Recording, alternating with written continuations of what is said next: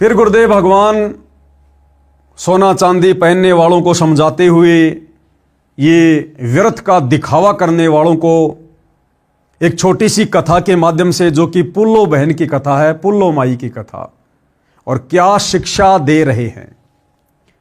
पुल्लो by की नसीहत।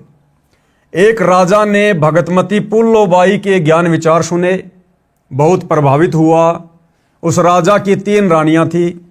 राजा ने अपनी रानियों को पुल्लो बाई के विषय में बताया। राजा ने कई बार पुल्लो बाई भगतनी की अपनी रानियों के सामने प्रशंसा की। अपने पति के मुख से अन्य स्त्री की प्रशंसा सुनकर रानियों को अच्छा नहीं लगा, परंतु कुछ बोल नहीं सकी। उन्होंने भगतमती पुल्लो बाई को देखने की इच्छा व्यक्त की। यानी राजा उस साध्वी की प्रशंसा किया करता था अपनी रानियों के सामने, और रानियों को यह सब कुछ अच्छा नहीं लगता था।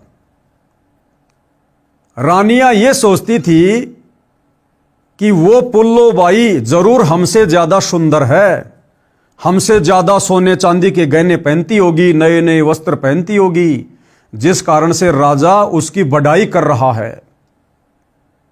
लेकिन राजा उस हिसाब से बढ़ाई नहीं कर रहा था।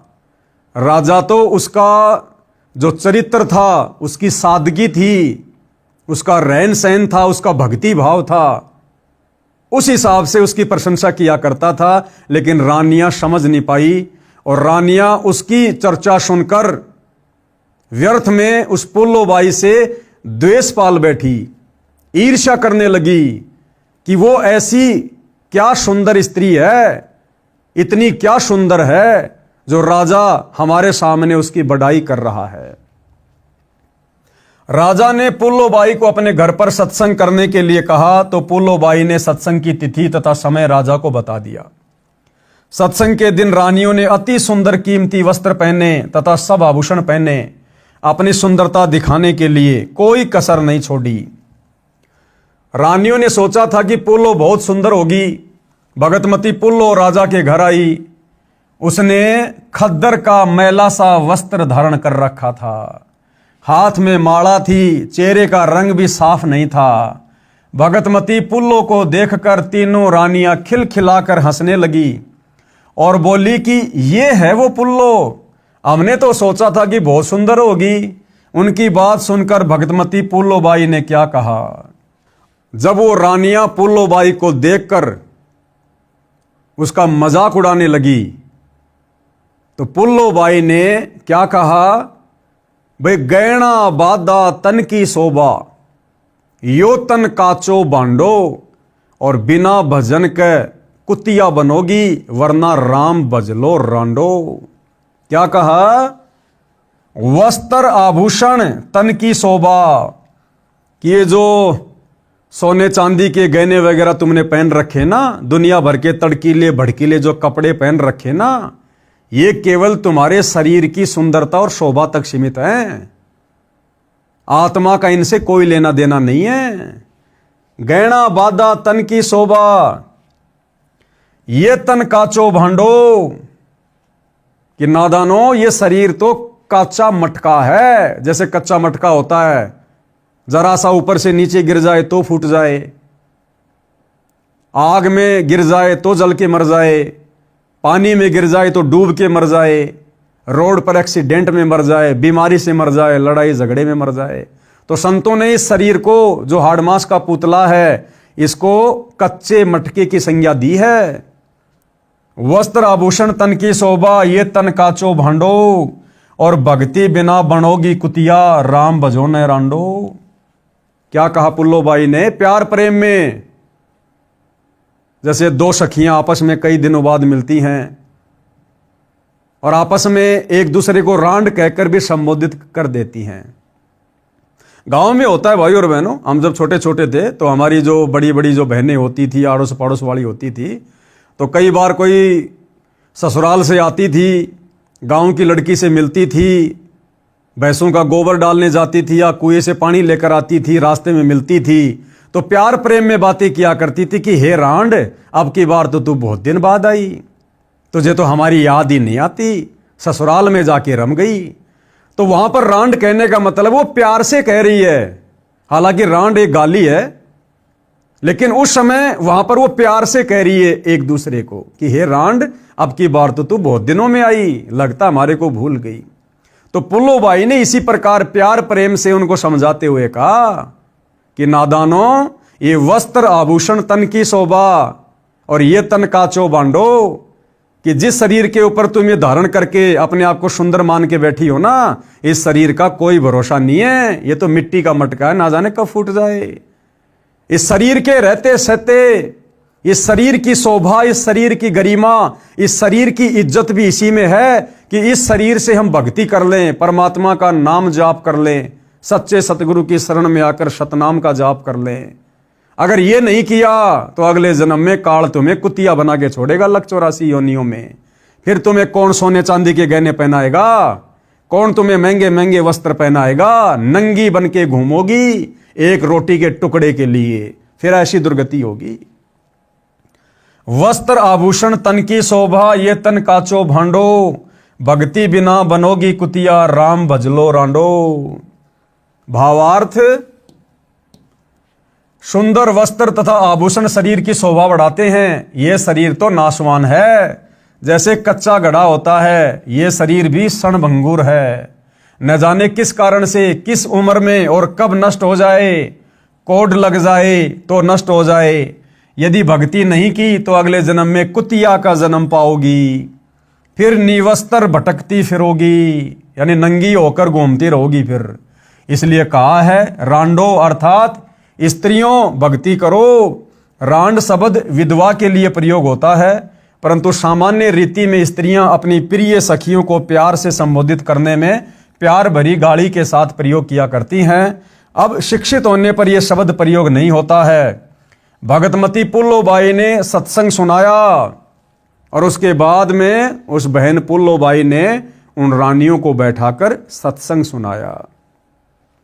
हमने छोटी छोटी बातों का ध्यान रखना है भाइयों और बहनों।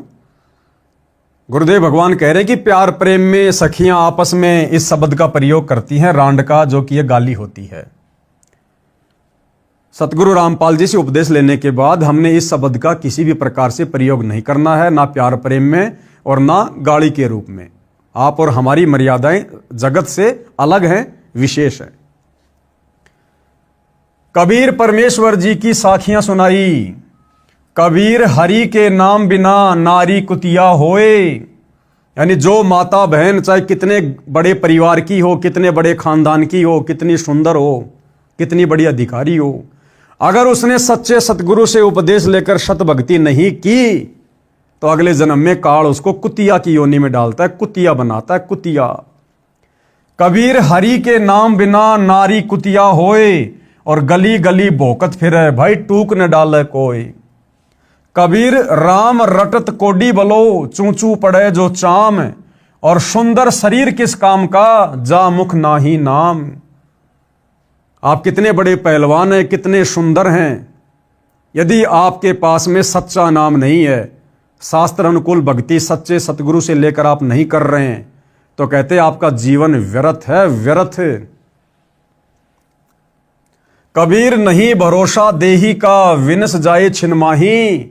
इस मिट्टी के शरीर का, इस देह का कोई भरोसा नहीं है, किस कारण से और कब और किस समय यह नष्ट हो जाए। विनस जाए छिनमाही, कहते हैं इसका एक ही यूज है, इसका एक ही इसका प्रयोग है। श्वास श्वास में नाम जपो और यतन कुछ नहीं। श्वास ऊं श्वास में नाम जपो, और ये श्वास ऊं श्वास का नाम आज इस पूरी पृथ्वी पर केवल सतगुरु रामपाल जी के पास है। कबीर श्वास ऊं श्वास में नाम जपो, व्यर्था श्वास मत खो, भाई ना जाने इस श्वास का आवन हो कि ना हो। क्यों? क्योंकि ये श्वासें परमात्मा ने हमें गिन कर दी है, काउंट करके दी है, उससे ज्यादा हम एक श्वास भी अपनी मर्जी से नहीं ले पाएंगे। तो जब तक शरीर में श्वास है, सच्चे सतगुरु की पहचान करके, और वे पहचान तो हो चुकी है, सच्चे सतगुरु ने आकर खुद अपनी पहचान बता दी है। लाखों भगत उनके अनुयायी बनकर अपनी श्वासों का सदुपयोग कर रहे हैं। ये उन लोगों के लिए शिक्षा है जो लोग अभी सतगुरु रामपाल जी के संपर्क में नहीं हैं, उनके सत्संग सुनकर उनके भक्ति मार्ग से नहीं जुड़े हैं। गरीब सर्व सोने की लंका थी, रावण से रणधीरम। भाई एक पलक में राज्य गया और जम के पड़े जंजीरम। परमात्मा हमें शिक्षा दे रहे कि नादानो, तुम तो ये छोटे मोटे 2-4 तोड़े के सोने के आभूषण पहनकर अपने आप को बहुत बड़े शहंशाह मान बैठे हो। कहते हैं लंका का राजा रावण, उसकी तो पूरी सोने की नगरी थी। रावण का महल गुरुदेव भगवान ने बताया सूक्ष्म वेद में 48 किलोमीटर ऊंची रावण के महल की सबसे ऊंची अटारी थी, 48 किलोमीटर। क्योंकि भैया 150 फुट तो उसकी हाइट थी और कोई बड़ी बात नहीं है। उस समय सिद्धियां थी, सिद्धि शक्ति से वो अपने महलों में ऊपर नीचे आया जाया करते थे। क्योंकि रावण ने अपनी सिद्धि शक्ति से खुद भी उड़कर अपनी सेना को उड़ाकर और देवताओं के ऊपर धावा बोल दिया था। तो इसी प्रकार से वो सिद्धि शक्ति से अपने महल के ऊपर आया जाया करता था।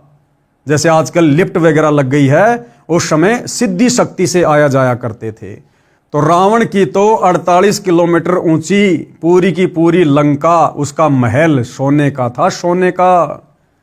कहते अंत समय में बिना भक्ति के वो एक सुई की नोक जितना सोना भी साथ नहीं ले जा सका और अंत में कुत्ते वाली मौत हुई, दुर्गति से मरा वो बिना भक्ति के। तो आप और हमारी क्या औकात है कलयुग के जीवों की? आप और हमारे शरीर का इतना वजन नहीं है। इतना तो रावण एक बार में पेशाब कर दिया करता था, पेशाब।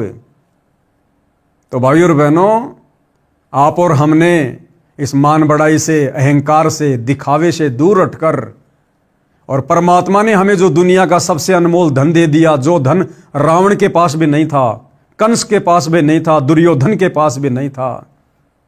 बड़े बड़े ऋषि मुनि महात्मा जंगलों में जा जाकर शरीर को गला गला के मर गए। बड़े बड़े साधु संत महात्मा ऋषि मुनि जंगलों में जा जाकर भक्ति कर करके शरीर को गला गला कर नष्ट हो गए। उनको भी ये धन नहीं मिला जो भक्ति रूपी धन, शास्त्र अनुकूल सत भक्ति रूपी धन आज सतगुरु रामपाल जी ने आप और हमें दे दिया। तो क्या मान बढ़ाई, क्या अहंकार, क्या दिखावा। अब तो अपनी आत्मा का कल्याण करवाना चाहिए, परमात्मा की भक्ति करनी चाहिए। सर्व सोने की लंका थी रावण से रणधीरम, एक पलक में राज्य गया जम के पड़े जंजीरम। गरीब मर्द गर्द में मिल गए रावण से रणधीरम, कंस केश चानूर से हिरणाकुश बलबीरम। गरीब तेरी क्या बुनियाद है जीव जन्म धर लेत, गरीब दास हरिनाम बिन खाली रह जा खेत। कि है नादान प्राणी, ये रावण कंस दुर्योधन, इनके आगे तेरी क्या औकात है? इनके पास तो सब कुछ था, इनके पास में तो बल भी था, धन भी था, सेना भी थी, सिद्धियां भी थी, और बिना भक्ति के अंत में इनकी भी कुत्ते वाली मौत हुई। फिर वर्तमान के कलयुग के इंसान तेरे पास भला है क्या? ना तू शरीर में उनके जैसा, ना तू धन में उनके जैसा, ना तेरे पास कोई सिद्धियां हैं। फिर तू किस बात का अहंकार कर रहा है, घमंड कर रहा है? हाथ में 5000 का चांदी का ब्रासलेट बनवा लिया, दिन में 10 बार हाथ के झटके मार मार लोगों को दिखा रहा है। 2-4 अंगूठियां बनवा ली हैं। एक छोटा सा चुटकुला है कि दिखावा कितनी बुरी चीज है।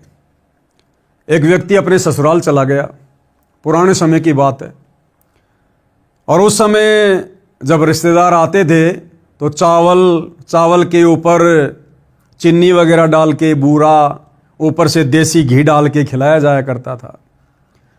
तो सास ने अपने दामाद को थाली में चावल डाल दिए, घी डाल दिया, शक्कर डाल दी, और वो खाने लगा।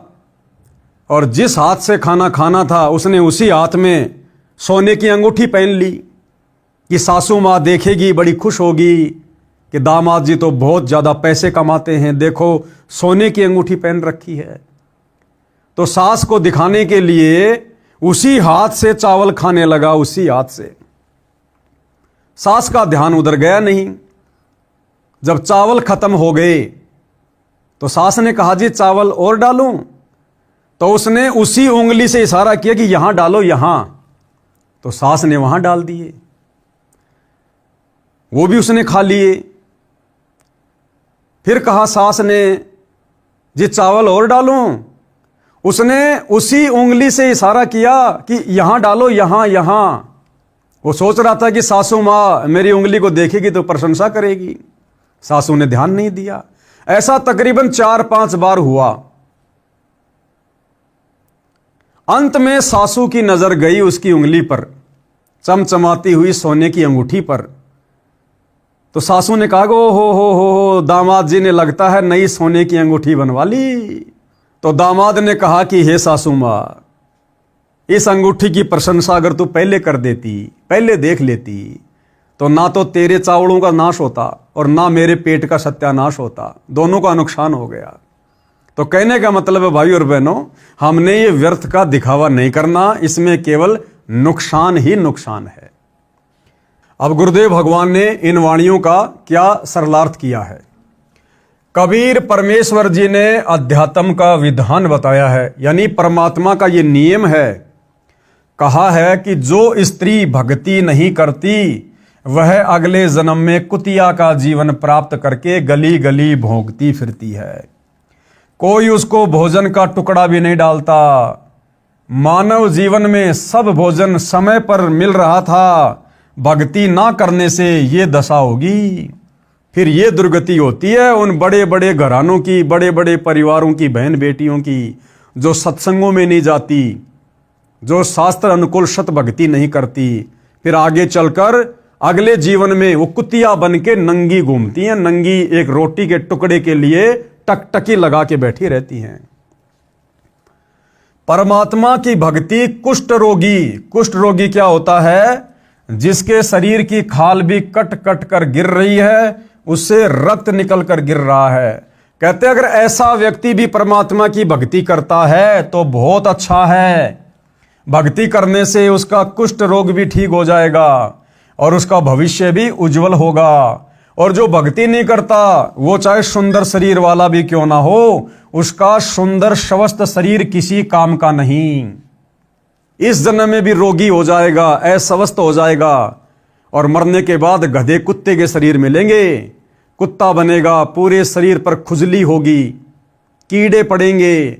ऐसी दुर्गति उन व्यक्तियों की होती है जो व्यक्ति मनुष्य शरीर में शत भक्ति नहीं करते।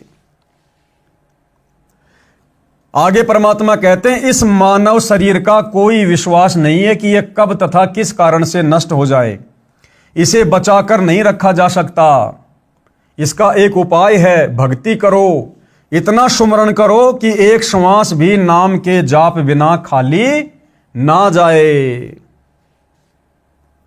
श्वास छोड़ते समय तथा लेते समय प्रत्येक श्वास में नाम जाप करो, यानी श्वास में नाम जपो, व्यर्था श्वास न खोए। श्वास को नाम के जाप बिना व्यर्थ में ना खो। इस श्वास का ज्ञान नहीं है, ये अंदर गया है तो बाहर आएगा कि नहीं आएगा। इसलिए गफलत ना करके भक्ति में लग जाओ। यदि आपके पास धन है और सुविधाएं भी हैं, इनके कारण भक्ति करना कभी मत भूलना। श्रीलंका के राजा रावण के पास अत्यधिक धन था, उसने सोने के मकान बना रखे थे और खुद भी योद्धा था, परंतु श्री रामचंद्र के साथ युद्ध हुआ, मारा भी गया और वो सोना भी लूट लिया गया और राज्य भी गया। ये सब एक पलक में हो गया, यानी राम जी के तीर से मारा गया। कुछ ही समय में सब कुछ नष्ट हो गया तथा यम के दूत यानी मृत्यु देवता के नौकर उस रावण को जंजीरों में बांध कर ले गए, नरक में डाला गया। वो रावण, जिस रावण ने ऊपर के लोकों पर आक्रमण करके 33 करोड़ देवी देवताओं को अपनी कैद में डाल रखा था, मृत्यु के बाद सत भक्ति ना करने के कारण उस रावण की ऊपर यमलोक में फिर दुर्गति हुई, नरक में डाला गया। नरक में यम के दूत मरने के बाद जंजीरों में जकड़ कर ले गए, जंजीरों में। तो आप और हम इस कलयुग के दो कोड़ी के जीव, ना हमारे पास में कोई धन है ना कोई बल है, फिर आप और हमारी भला क्या औकात है कि भक्ति बिना हम सही तरीके से रह सकते हैं, हमारा भविष्य उज्जवल हो सकता है। तो रावण की तो सोने की लंका भी लास्ट में लूट ली गई। बहुत सारे भाई बहन अज्ञानता में कह देते हैं कि रावण के मरने के बाद में सोने की लंका का क्या हुआ, वो सोना कहाँ चला गया। तो दास एक बार सुन रहा था सोशल मीडिया पर, अनिरुद्धाचार्य से कोई सवाल कर रहा था कि जी रावण की मृत्यु के बाद में सोने की लंका का क्या हुआ? तो किसी ने कहा कि सोने की लंका तो जला दी गई थी। सुना था हमने कि हनुमान जी की पूंछ में आग लगाई गई, हनुमान जी ने फुदक फुदक कर पूरी लंका में आग लगा दी और सारी सोने की लंका जल गई। तो फिर किसी ने सवाल किया कि जी हमने सुना सोना तो कभी जलता ही नहीं है, सोना तो जलता ही नहीं है। फिर वो अनिरुद्धाचार्य चुप हो गया। फिर वो कहने लगा कि वो सोना जब वो पिघला तो वो समुद्र में जाके बह गया। यानी अपनी बात को किसी भी प्रकार से नकली धर्मगुरुओं ने ऊपर रखना है। लेकिन भाइयों और बहनों, यथार्थता क्या थी ये परमात्मा ही बता सकते हैं। तो सतगुरु रामपाल जी ने सच्चाई बताई कि रावण की मृत्यु के बाद वो सोने की लंका का क्या हुआ। गुरुदेव ने बताया कई करोड़ों की संख्या में वानर गए हुए थे श्री रामचंद्र जी की ओर से युद्ध करने के लिए, और जब रावण मर गया उसके बाद में वो वानर सोने को उठा उठा कर ले आए थे। कोई 2 किलो लाया, कोई 5 किलो लाया, कोई 10 किलो लाया। इस प्रकार से वो सोने की लंका को लूट लूट कर लेकर आ गए थे। रावण जैसे मर्दाने यानी सूरवीर मिट्टी में मिल गए तथा मथुरा का राजा कंस, उसका प्रसिद्ध पहलवान चाणूर, कंस का नौकर केसी, रूपधारी राक्षस तथा हिरण्यकशिपु जैसे बलवान भी भक्ति बिना जीवन व्यर्थ कर गए। हे सामान्य प्राणी, तेरी क्या बुनियाद यानी तेरी क्या औकात है? तू किस आधार से बचेगा? तू कर्मों के अनुसार भिन्न भिन्न जीवों के शरीर धारण कर लेता है। संत गरीबदास जी ने परमेश्वर कबीर जी के बताए ज्ञान से कहा है कि भक्ति ना करने से तेरे को ऐसे हानि होगी जैसे किसान खेत में बीज ना बोने से भूखा मरता है, उसे कोई लाभ नहीं होता। इसी प्रकार इस मनुष्य शरीर में और इस समय परमात्मा धरती पर आए हुए हैं। पूर्ण ब्रह्म परमात्मा सारी सृष्टि के मालिक कबीर देव सतगुरु रामपाल जी के नाम से धरती पर प्रकट हैं सत भक्ति लेकर।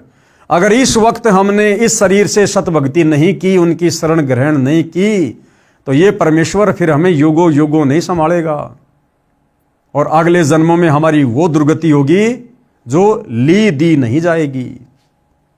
भगतनी पुल्लो ने इस संसार की वास्तविकता बताई तथा भक्ति बिना होने वाले कष्ट बताए। छोटे से राज्य के टुकड़े को प्राप्त करके आप इतना गर्व कर रहे हो, ये व्यर्थ है। लंका के राजा रावण ने सोने के मकान बना रखे थे। सत भक्ति ना करने से राज्य भी गया, सोना भी यहीं रह गया, नरक का भागी बना। राजा रानियों ने उपदेश लेकर भक्ति की तथा जीवन धन्य बनाया। अपुल्लो बाई के सत्संग सुनकर, इस प्रकार की बातें सुनकर, वो राजा की रानियां जो अपनी सुंदरता को देखकर, अपने गहने आभूषणों को देखकर जो फूला नहीं समाती थी, मान बड़ाई अहंकार में फूली फूली फिरती थी, वो सत्संग सुनने के बाद वास्तविकता से परिचित होकर फिर उन्होंने सादा जीवन जीना शुरू किया और पुल्लो बाई से उपदेश लेकर उन्होंने भक्ति शुरू की और अपना जीवन धन्य बनाया।